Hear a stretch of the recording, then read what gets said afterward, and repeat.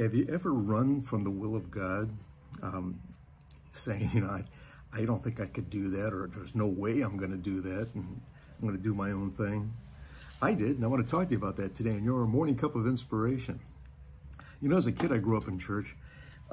We were there sometimes 5 times a week. I mean, you had Sunday morning and evening service. You had a Tuesday youth group. Wednesday was midweek service. Thursday was choir practice. A lot of times I spent Saturday with the youth group too. So I literally grew up in church.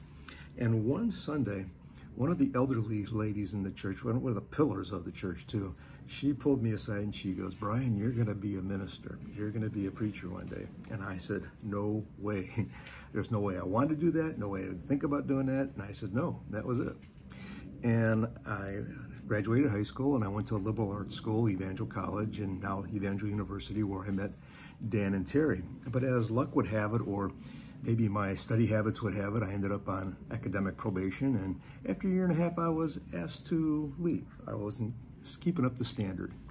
Long story short, I went to Central Bible College, of all places, right? Still determined not to be a minister or a preacher. Got my grades back up, went back to Evangel, where I found my passion in broadcasting, and even ended up making the dean's list. But after graduation, I ended up with going to an ABC affiliate and an NBC affiliate, and then as God would have it, I ended up working with the largest TV evangelist and pastor of the Cathedral of Tomorrow. His name was Rex Humbard. Traveled the world with him, learned so much. And from that, I went to other various ministries and secular broadcast networks and that. Ended up with Paul and Jan Crouch at TBN, with Owen Carr at TV38, even with Sam Johnson at Heritage, and spent a little time with Earl Polk down in Atlanta. I mean, these were all ministries that I was involved in and working with. But sure, I was able to do some of the secular work too. And before I retired, I ended up in the new media, which is now the internet, and I was directing shows, and we were doing live pay-per-view shows, and I worked with guys like Todd Rundgren and several others.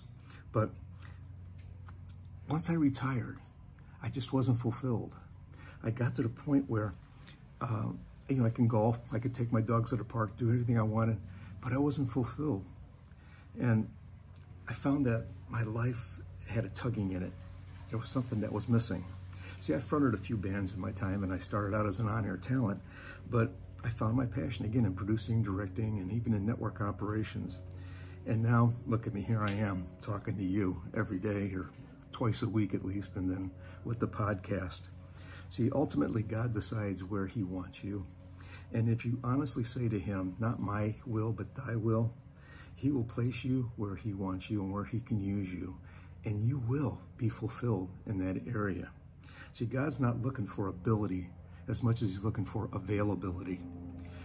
You may feel unqualified, but he doesn't look at that. He doesn't call qualified. He'll qualify those who will submit to his will. Over in John 15:16, the Bible tells us, "You did not choose me, but I chose you and appointed you so that you might go and bear fruit that will last." Hope that blesses you, and just tell you a little insight of my background and how I come to you every day. God bless you, and I look forward to seeing you again for another morning cup of inspiration. Have a wonderful day.